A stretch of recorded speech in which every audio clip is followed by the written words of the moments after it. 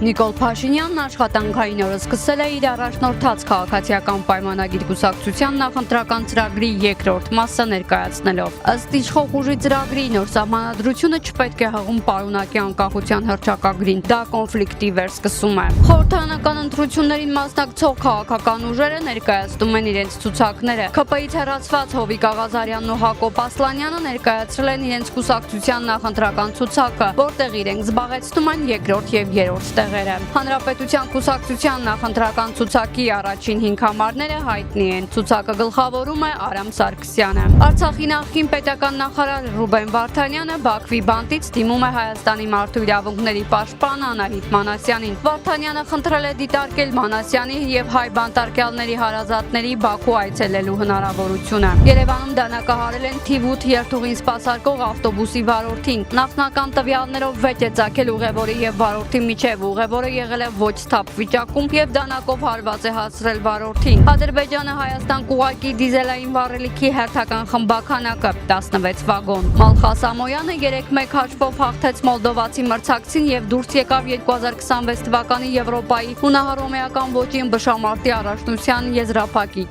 Եզրափակչում Ամոյանը կմրցի վրացի ըմբիշի հետ։ Իրանի հետ կնքվող համաձայնագիրը շատ ավելին կլինի, քան Իրանի միջուկային համաձայնագիրը, որը բանակցել են Օբաման եւ Բայդենը, որը մեր երկրի անվտանգության վերաբերյալ կնքված ամենավատ գործարքներից մեկն է, գրել է Թրամփը։ Իրանական պատվիրակությունը ստացել է գերագույն առաջնորդ Մոջթաբա Խամենեիի համաձայնությունը ԱՄՆ-ի հետ բանակցություններին մասնակցելու համար։